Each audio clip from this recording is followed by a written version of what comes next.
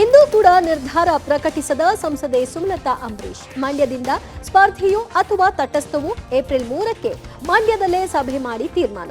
ಮಂಡ್ಯದಿಂದ ಸ್ಪರ್ಧೆಗೆ ಸಂಸದೆ ಸುಮಲತಾ ಬೆಂಬಲಿಗರಿಂದ ಒತ್ತಡ. ನಿಮ್ಮೊಂದಿಗೆ ನಾವಿದ್ದೀವಿ ಅಂತ ಅಭಯ. ಎಚ್ಡಿಕೆಗೆ ಹಾರ್ಟ್ ಆಪರೇಷನ್ ಅನುಮಾನ ವ್ಯಕ್ತಪಡಿಸಿದ ರಮೇಶ್ ಬಂಡಿಸಿದ್ದೇಗೌಡ. ಹಿರಿತನಕ್ಕೆ ಇಂಥ ಹೇಳಿಕೆ ಸರಿಯಲ್ಲ ಅಂತ ನಿಖಿಲ್ ಭಾವುಕ. ಎರಡು ಬಣದ ತಿಕ್ಕಾಟದ ನಡುವೆ ಗೌತಮ್ಗೆ ಒಲಿದ ಕೋಲಾರ ಟಿಕೆಟ್. ಎಲ್ಲ ಸುದ್ದಿ ಡೀಟೇಲ್ಸ್ ಕರ್ನಾಟಕ ಟಾಪ್ 20ಯಲ್ಲಿ. ಸಂಸದೆ ಸುಮಲತಾ ಅಂಬರೀಶ್ ಇಂದು ಕೂಡ ತಮ್ಮ ನಿರ್ಧಾರವನ್ನ ಪ್ರಕಟ ಮಾಡಿಲ್ಲ. ಏಪ್ರಿಲ್ 3ಕ್ಕೆ ಮಂಡ್ಯದಲ್ಲಿಯೇ ಸಭೆ ಮಾಡಿ ನನ್ನ ನಿರ್ಧಾರವನ್ನ ಪ್ರಕಟಿಸೋದಾಗಿ ಸುಮಲತಾ ತಿಳಿಸಿದ್ದಾರೆ. ಇನ್ನು ಮಂಡ್ಯ ಲೋಕಸಭೆ ಟಿಕೆಟ್ ಕೈತಪ್ಪಿರೋದ್ರಿಂದ ಸುಮಲತಾ ನಡೆ ಇನ್ನೂ ನಿಗೂಢವಾಗಿದ್ದು ಏಪ್ರಿಲ್ 3ಕ್ಕೆ ಬೆಂಬಲಿಗರ ಸಭೆ ಬಳಿಕ ನಿರ್ಧಾರವನ್ನ ಕೈಗೊಳ್ಳಿದ್ದಾರೆ. ನನ್ನ ರಾಜಕಾರಣ ಏನಿದ್ರು ಮಂಡ್ಯದಲ್ಲಿ ಮಾತ್ರ, ಗೆದ್ರು ಸೋತ್ರು ಇಲ್ಲಿಯೇ. ನನ್ನ ಸ್ವಾರ್ಥ ಅಂದ್ರೆ ಅದು ಮಂಡ್ಯ ಮಾತ್ರ. ನಾನು ಮಂಡ್ಯ ಬಿಟ್ಟು ಎಲ್ಲಿಯೂ ಹೋಗೋದಿಲ್ಲ. ಮಂಡ್ಯದ ಮಣ್ಣಿನ ಋಣ ನನ್ನ ಮೇಲಿದೆ. 5 ವರ್ಷ ಕಷ್ಟ ಅನುಭವಿಸಿದ ಬಗ್ಗೆ ನೋವಾಗಿರಬಹುದು, ಕಣ್ಣೀರು ಹಾಕಿರಬಹುದು. ನಾನು ಸ್ವಾರ್ಥ ನೋಡಿ ತೀರ್ಮಾನ ಮಾಡಲ್ಲ. ಅಂದಿನಿಂದ ಇಲ್ಲಿ ತನಕ ನುಡಿದಂತೆ ನಡೆದಿದ್ದೀನಿ. ನಿಮ್ಮನ್ನ ನೋಯಿಸಿ ಯಾವುದೇ ನಿರ್ಧಾರವನ್ನ ತೆಗೆದುಕೊಳ್ಳೋದಿಲ್ಲ. ಮಂಡ್ಯದ ಋಣ ಗುಣ ಎಂದಿಗೂ ಬಿಡೋದಿಲ್ಲ ಅಂತ ಹೇಳಿದ್ರು. ಇನ್ನು ಇದೇ ವೇಳೆ ಮಾತನಾಡಿದಂತಹ ಅಭಿಷೇಕ್ ಅಂಬರೀಶ್, ನಾವು ಮಂಡ್ಯ ಬಿಟ್ಟು ಎಲ್ಲಿಯೂ ಹೋಗೋದಿಲ್ಲ. ನಿಮ್ಮ ವಿಶ್ವಾಸ ಅಭಿಪ್ರಾಯವನ್ನ ಪಡ್ಕೊಂಡೆ ಅಮ್ಮ ತೀರ್ಮಾನ ಮಾಡ್ತಾರೆ ಅಂತ ತಿಳಿಸಿದ್ರು. ನಮ್ಮೊಂದಿಗಿರೋ ಎಲ್ಲ ಆಪ್ತರ ಜೊತೆಲೂ ನಾನು ಚರ್ಚೆ ಮಾಡಿ ಮಂಡ್ಯದಲ್ಲೇ ಬಂದು 3ನೇ ತಾರೀಕು ನಾನು ಮಂಡ್ಯದಲ್ಲೇ ಸಭೆ ಮಾಡ್ತೀನಿ. ನನ್ನ ನಿರ್ಧಾರ ಏನು ಅಂತ ನಾನು ಅಲ್ಲೇ ಹೇಳ್ತೀನಿ. ಏನೇ ಆಗಲಿ ನಾವಂತೂ ಮಂಡ್ಯ ಬಿಟ್ಟು ಹೋಗೋದಿಲ್ಲ. ಏನೇ ಇದ್ರು ನಿಮ್ಮ ಅಭಿಪ್ರಾಯ ತಗೊಂಡು ನಿಮ್ಮನ್ನ ವಿಶ್ವಾಸಕ್ಕೆ ತಗೊಂಡೇ ತೀರ್ಮಾನ ತಗೋತಾರೆ ನಮ್ಮಮ್ಮ ಅಂತ. ಇಂದು ಸುಮಲತಾ ಅಂಬರೀಶ್ ಬೆಂಬಲಿಗರ ಸಭೆ ಮಾಡಿದ್ದು ಮನೆ ಮುಂದೆ ಅಭಿಮಾನಿಗಳ ಸಾಕ್ರವೇ ಸೇರಿತ್ತು. ಸಂಸದೆ ಸುಮಲತಾ ಅವರ ಮನೆ ಮುಂದಿರುವಂತಹ ರಸ್ತೆಯಲ್ಲಿಯೇ ಸುಮಲತಾ ಬಹಿರಂಗ ಸಭೆ ಮಾಡಿದ್ದಾರೆ. ಅಪಾರ ಸಂಖ್ಯೆಯಲ್ಲಿ ಬೆಂಬಲಿಗರು ಮಂಡ್ಯದಿಂದ ಆಗಮಿಸಿದ ಹಿನ್ನೆಲೆಯಲ್ಲಿ ಮನೆಯ ಹೊರಗೆ ಬಹಿರಂಗ ಸಭೆ ಮಾಡಿದ್ರು. ಇನ್ನು ಇದೇ ವೇಳೆ ತೆರೆದ ವಾಹನದಲ್ಲಿ ನಿಂತು ಒಂದೊಂದೇ ಭಾಗದ ಪ್ರಮುಖ ನಾಯಕರ ಅಭಿಪ್ರಾಯವನ್ನ ಸಂಗ್ರಹಿಸಿದ್ರು. ಅಪಾರ ಸಂಖ್ಯೆಯಲ್ಲಿ ಮನೆ ಬಳಿ ಜನರು ಸೇರಿರೋದನ್ನ ಕಂಡು ಸುಮಲತಾ ಭಾವುಕರಾದ್ರು. ಇದೇ ವೇಳೆ ಮಾತನಾಡಿದಂತಹ ಬೆಂಬಲಿಗರು, ಒಳ್ಳೆಯ ನಿರ್ಧಾರವನ್ನ ತೆಗೆದುಕೊಳ್ಳಿ. ನಿಮ್ಮ ಭವಿಷ್ಯದಲ್ಲಿ ನಮ್ಮ ಭವಿಷ್ಯ ಇದೆ. ಇಂತಹ ಸಮಯದಲ್ಲಿ ಎದೆಗೊಂದಬೇಡಿ. ನಿಮ್ಮೊಂದಿಗೆ ಮಂಡ್ಯ ಜನತೆ ಇದ್ದೀವಿ ಅಂತ ಬೆಂಬಲಿಗರು ಅಭಯ ನೀಡಿದ್ರು. 2019ರ ಇತಿಹಾಸವನ್ನ ಮತ್ತೆ ಮರುಕಳಿಸುತ್ತೆ. ನೀವು ಮಂಡ್ಯ ಅಭ್ಯರ್ಥಿ ಆಗ್ತೀರಾ ಅಂದ್ಕೊಂಡಿದ್ವಿ. ಆದ್ರೆ ಮೈತ್ರಿಯಿಂದ ಎಚ್ಡಿಕೆ ಸ್ಪರ್ಧೆ ಮಾಡ್ತಿದ್ದಾರೆ. ಈ ಬಾರಿ ಮಂಡ್ಯದಲ್ಲಿ ಕಮಲ ಅರಳಬೇಕಾಗಿತ್ತು. ನೀವು ಪಕ್ಷೇತರ ಅಭ್ಯರ್ಥಿಯಾಗಿ ಸ್ಪರ್ಧೆ ಮಾಡಿ ಅಂತ ಒತ್ತಾಯ ಮಾಡಿದ್ರು. ನಿಮ್ಮನ್ನ ನಂಬಿಕೊಂಡು ನಾವೆಲ್ಲರೂ ಕೂಡ ಇದೀವಿ. ಪ್ರಾಣ ಭಯದಿಂದ 2019ರಲ್ಲಿ ನಿಮ್ಮ ಪರವಾಗಿ ಚುನಾವಣಾ ಪ್ರಚಾರ ಮಾಡ್ತಾರೆ ನಾವು. ಆ ಎಲ್ಲಾ ಜನಗಳು ಕೂಡ ಇವತ್ತು ಕೂಡ ನಿಮ್ ಜೊತೆ ಇದೀವಿ.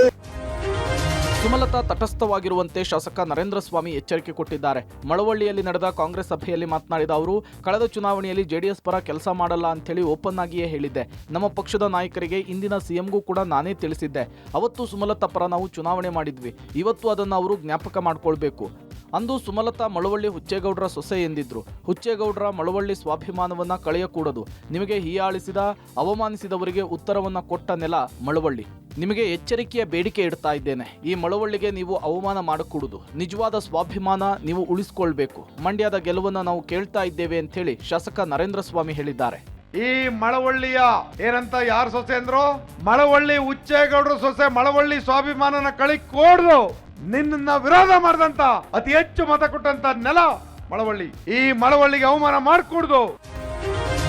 ಚುನಾವಣೆ ಬಂದ್ರೆ ಸಾಕು ಮಾಜಿ ಸಿಎಂ ಎಚ್.ಡಿ. ಕುಮಾರಸ್ವಾಮಿ ಹೃದಯ ಸಮಸ್ಯೆ ಇದೆ ಅಂತ ಆಸ್ಪತ್ರೆಗೆ ದಾಖಲಾಗ್ತಾರೆ ಅಂತ ಶ್ರೀರಂಗಪಟ್ಟಣ ವಿಧಾನಸಭಾ ಕ್ಷೇತ್ರದ ಕಾಂಗ್ರೆಸ್ ಶಾಸಕ ರಮೇಶ್ ಬಂಡಿಸಿದ್ದೇಗೌಡ ವ್ಯಂಗ್ಯವಾಡಿದ್ದಾರೆ.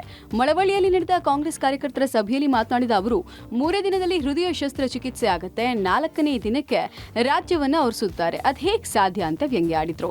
ಸಚಿವ ಚಲುವರಾಯಸ್ವಾಮಿ ಅವರಿಗೆ ಇರುವ ಕಾಯಿಲೆ ಎಚ್.ಡಿ. ಕುಮಾರಸ್ವಾಮಿ ಅವರಿಗೂ ಇದೆ. ಚಲುವರಾಯಸ್ವಾಮಿ ಆಸ್ಪತ್ರೆಗೆ ದಾಖಲಾದ್ರೆ 1 ತಿಂಗಳು ಆಚೆ ಬರಲ್ಲ. ಆದ್ರೆ ಕುಮಾರಸ್ವಾಮಿ ಹೇಗೆ ಶಸ್ತ್ರಚಿಕಿತ್ಸೆಯಾದ 2 ದಿನಕ್ಕೆ ಆಚೆ ಬರ್ತಾರೆ? ಇದು ಅಭಿವೃದ್ಧಿ ವರ್ಸಸ್ ಕಣ್ಣೀರಿಡುವಂತಹ ಜನರ ಚುನಾವಣೆ. ನನಗೆ ಆ ತೊಂದರೆ ಇದೆ, ಈ ತೊಂದರೆ ಇದೆ ಅಂತ ಅಂದ್ರೆ ನೀವು ಕೇಳಬೇಡಿ. ಅಧಿಕಾರದಲ್ಲಿದ್ದಾಗ ಏನ್ ಮಾಡಿದಿರಿ ಅಂತ ಪ್ರಶ್ನೆ ಮಾಡಿ. ಕಾಂಗ್ರೆಸ್ ಅಭ್ಯರ್ಥಿಗೆ ಅತಿ ಹೆಚ್ಚು ಮತ ಕೊಟ್ಟು ಗೆಲ್ಲಿಸಿ ಅಂದ್ರು. ಒಂದು ಚುನಾವಣೆ ಸಂದರ್ಭ ಬಂದ ತಕ್ಷಣ ಹೋಗಿ ಹಾಸ್ಪಿಟ್ಲಿಗೆ ಸೇರ್ತಾರೆ. ಒಂದು ಹಾರ್ಟ್ ಆಪರೇಷನ್ ಆಯ್ತದೆ, 4ನೇ ದಿವಸಕ್ಕೆ ಇಡೀ ರಾಜ್ಯ ಸುತ್ತಾ ಇರ್ತಾರೆ. ಅದು ಹೆಂಗ್ ಸಾಧ್ಯ ಅಂತ ನನ್ಗೆ ಅರ್ಥ ಆಯ್ತಲ್ಲ. ಚೆಲುವಣ್ಣಂಗೆ ಇರ್ತಕ್ಕಂಥ ಸೇಮ್ ಕಾಯಿಲೆ ಅವ್ರ ಸ್ನೇಹಿತರಿಗೆ ಕುಮಾರಣ್ಣಂಗೆ ಇರ್ತಕ್ಕಂಥದ್ದು.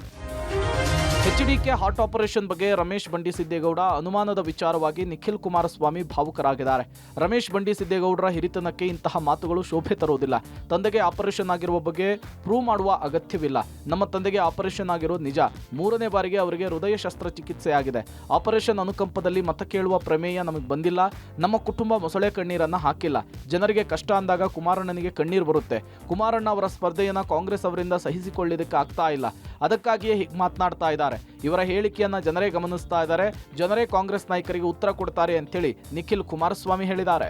ಅವರ ಹಿರಿತನಕ್ಕೆ ಬಹುಶಃ ಇದು ಶೋಭೆ ತರ್ತಕ್ಕಂಥದ್ದಲ್ಲ ಈ ರೀತಿ ಮಾತುಗಳು. ಇವತ್ತು ನಮ್ಮ ತಂದೆಯವರು ಆಪರೇಷನ್ ಆಗಿರ್ತಕ್ಕಂಥದ್ದನ್ನ ನಾವೇನು ಪ್ರೂವ್ ಮಾಡಬೇಕಾಗಿಲ್ಲ. ಇವರಿಗೆ ನಾವೇನು ನಮ್ಮ ತಂದೆಯವ್ರಿಗೆ ಆಪರೇಷನ್ ಆಗಿದೆ ಅದರ ಅನುಕಂಪದ ಆಧಾರದ ಮೇಲೆ ನಮಗೆ ಮತ ನೀಡಿ ಅಂತಕ್ಕಂಥದ್ದು ನಾವು ಕೇಳ್ತಾ ಇಲ್ಲ. ನಮ್ಮ ತಂದೆಯವ್ರಿಗೆ ಆಪರೇಷನ್ ಆಗಿರ್ತಕ್ಕಂಥದ್ದು ಸತ್ಯ ರೀ. ಎಚ್ಡಿಕೆ ಹೃದಯ ಶಸ್ತ್ರಚಿಕಿತ್ಸೆ ಬಗ್ಗೆ ರಮೇಶ್ ಬಂಡಿಸಿದ್ದೇಗೌಡ ಲೇವಡಿ ಮಾಡಿರುವುದಕ್ಕೆ ಕಾಂಗ್ರೆಸ್ ಶಾಸಕನ ವಿರುದ್ಧ ಮಾಜಿ ಸಚಿವ ಸಿಎಸ್ ಪುಟ್ಟರಾಜು ಕಿಡಿಕಾರಿದ್ದಾರೆ. ಬಂಡಿಸಿದ್ದೇಗೌಡ ಆಪರೇಷನ್ ಬಗ್ಗೆ ಮಾತನಾಡುವುದಕ್ಕೆ ನಾಚಿಕೆ ಆಗಬೇಕು. ಇಂತಹ ಹೇಳಿಕೆ ಅವರಿಗೆ ಗೌರವ ತರಲ್ಲ. ಬಂಡಿಸಿದ್ದೇಗೌಡ ಕೂಡಲೇ ಕ್ಷಮೆಯಾಚಿಸಬೇಕು ಅಂತ ಪುಟ್ಟರಾಜು ಆಗ್ರಹಿಸಿದ್ದಾರೆ. ದುರಾದೃಷ್ಟವಶಾತ್ ಬಾಬು ಇಂತಹ ಹೇಳಿಕೆ ಕೊಡಬಾರ್ದಿತ್ತು ಅಂತ ಮಾಜಿ ಶಾಸಕ ಸುರೇಶ್ ಗೌಡ ಹೇಳಿದ್ದಾರೆ. ಕುಮಾರಸ್ವಾಮಿ ಯಶಸ್ವಿಯಾಗಿ ಚಿಕಿತ್ಸೆ ಮುಗಿಸಿ ಬರಬಾರ್ದು ಅನ್ನೋ ಮನಸ್ಥಿತಿ ಕಾಂಗ್ರೆಸ್ನವರದ್ದು. ಈ ರೀತಿ ಮಾತನಾಡುವುದು ಸರಿಯಲ್ಲ. ಆಪರೇಷನ್ ಬಗ್ಗೆ ಅನುಮಾನ ಇದ್ರೆ ಅಪೋಲೋ ಆಸ್ಪತ್ರೆಗೆ ಹೋಗಿ ನೋಡ್ಲಿ. ಅಮೆರಿಕಾದಿಂದ ಬಂದಿದ್ದ ವೈದ್ಯರನ್ನ ಸಹ ಕೇಳಲಿ. ಅದನ್ನ ಬಿಟ್ಟು ಹೀಗೆಲ್ಲ ಮಾತನಾಡಬಾರ್ದು ಅಂದ್ರು. ಇನ್ನು ಈ ಬಗ್ಗೆ ಮಾತನಾಡಿದ ಕೇಂದ್ರ ಸಚಿವ ಪ್ರಹ್ಲಾದ್ ಜೋಶಿ, ಯಾವುದೇ ವ್ಯಕ್ತಿಗೆ ರಾಜಕೀಯ ಸೌಜನ್ಯತೆ ಇರಬೇಕು. ನಮ್ಮ ವಿರೋಧಿ ಆದ್ರೂ ಅವರಿಗೆ ತೊಂದರೆ ಆದ್ರೆ ಸಹಾನುಭೂತಿ ಇರಬೇಕು. ಯಾರಾದ್ರೂ ಚೆನ್ನೈಗೆ ಹೋಗಿ ಸುಳ್ಳು ಆಪರೇಷನ್ ಮಾಡಿಸೋದಕ್ಕೆ ಆಗತ್ತಾ? ಆಸ್ಪತ್ರೆಯವರು ಸುಳ್ಳು ಹೇಳ್ತಾರಾ ಅಂತ ಪ್ರಶ್ನಿಸಿದ್ರು. ಲೀಡರ್ ಮಾಡಕ್ ಹೋಗಿ ನಮ್ ಕುಮಾರಪ್ಪಂದು ಆರೋಗ್ಯ ಸ್ಥಿತಿ ಬಂದಿದ್ದು. ಒಬ್ಬ ಮಹಾನ್ ನಾಯಕ, ಈ ನಾಡ್ ಕಂಡಂತ ದೊಡ್ಡ ಕಲಾವಿದ ಅಂಬರೀಷ್ ಅಣ್ಣನ ಅವತ್ತು ಸೋಲ್ಸ್ಲಿಕ್ಕೆ ಬೆಳಗ್ಗೆ 4 ಗಂಟೆ ಕರ್ಕೊಂಡೋಗಿ ಹಳ್ಳಿ ಸುತ್ತಿಸ್ತಾ ಪುಣ್ಯಾತ್ಮ. ಅವತ್ತಿನಿಂದನೇ ಅವರ ಆರೋಗ್ಯ ಕ್ಷೀಣಿಸ್ತಾ ಬಂತು. ನಾಚಿಕೆ ಆಗ್ಬೇಕು. ಯಾವುದೇ ಕಾರಣಕ್ಕೂ ಗೌರವ ತರ್ತಕ್ಕಂಥದ್ದಲ್ಲ. ಕೋಲಾರದಲ್ಲಿ 2 ಬಣಗಳ ತಿಕ್ಕಾಟದ ನಡುವೆ ಕಾಂಗ್ರೆಸ್ ಹೈಕಮಾಂಡ್ ಕೋಲಾರಕ್ಕೆ ಟಿಕೆಟ್ ಅನ್ನು ಘೋಷಣೆ ಮಾಡಿದೆ. ರಮೇಶ್ ಕುಮಾರ್ ಹಾಗೂ ಸಚಿವ ಕೆಎಚ್ ಮುನಿಯಪ್ಪ ಅವರ ಬಣಬಡಿದಾಟದ ನಡುವೆ ಕೋಲಾರ ಕ್ಷೇತ್ರದಿಂದ 3ನೇ ಅಭ್ಯರ್ಥಿ ಕೆವಿ ಗೌತಮ್ ಅವರನ್ನು ಕಣಕ್ಕಿಳಿಸಲಾಗಿದೆ.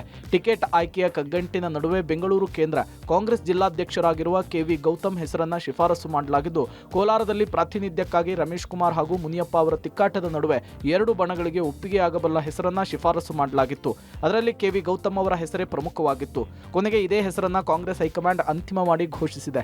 ಇನ್ನು ಕೆಎಚ್ ಮುನಿಯಪ್ಪ ಅವರ ಅಳಿಯ ಚಿಕ್ಕಪೆದ್ದಣ್ಣ ಅವರಿಗೆ ಕೋಲಾರ ಟಿಕೆಟ್ ನೀಡಲಾಗಿದೆ ಅನ್ನುವ ಸುದ್ದಿ ಹಬ್ತಾ ಇದ್ದಂತೆ ಕೋಲಾರ ಕಾಂಗ್ರೆಸ್ನಲ್ಲಿ ಕೋಲಾಹಲವೇ ಎದ್ದಿತ್ತು. ಸಚಿವ ಎಂಸಿ ಸುಧಾಕರ್ ಸೇರಿದಂತೆ ಹಲವು ನಾಯಕರು ಸಭಾಪತಿ ಕಚೇರಿಗೆ ತೆರಳಿ ರಾಜೀನಾಮೆ ಕೊಡುವುದಕ್ಕೆ ಮುಂದಾಗಿದ್ರು. ನನಗೆ ಪಕ್ಷ ಟಿಕೆಟ್ ಕೊಟ್ಟಿದೆ. ನನಗೆ ಕಾಂಗ್ರೆಸ್ ಪಕ್ಷ ನನ್ನ ಮೇಲೆ ನಂಬಿಕೆ ಇಟ್ಟು ಗೆಲ್ತಾನೆ ಅನ್ನೋ ಕಾನ್ಫಿಡೆನ್ಸ್ ಇಂದ ಟಿಕೆಟ್ ಕೊಟ್ಟಿದೆ. ನಾನು ಗೆಲ್ತೀನಿ. ನಾನು ಟಿಕೆಟು ಕೇಳಿರಲಿಲ್ಲ. ನನ್ನ ಪಾಡಿಗೆ ನನ್ನ ಕೆಲಸ ಮಾಡ್ಕೊಂಡಿದ್ದೆ. DCM ಅವರು ಮುಖ್ಯವಾಗಿ ನನ್ನ ಕರೆದು CM ಹತ್ರನ್ನು ಮಾತಾಡಿ ನಿಂತ್ಕೊಳ್ತೀನಿ ಅಂತ ಕೇಳಿದ್ರು. ಅವಕಾಶ ಕೊಟ್ಟರೆ ನಿಂತ್ಕೊಳ್ತೀನಿ ಸರ್ ಅಂದರು. ಹಾಗಾಗಿ ನನಗೆ ಟಿಕೆಟ್ ಕೊಟ್ಟಿದ್ದಾರೆ. 2 ಬಣಗಳು ನನ್ನ ವಿಚಾರದಲ್ಲಿ ಗುಂಪುಗಾರಿಕೆ ಮಾಡಲ್ಲ. ನನ್ನ ವಿಚಾರದಲ್ಲಿ ಇಬ್ಬರು ಕೆಲಸ ಮಾಡ್ತಾರೆ ಅಂತ ವಿಶ್ವಾಸ ನನಗಿದೆ.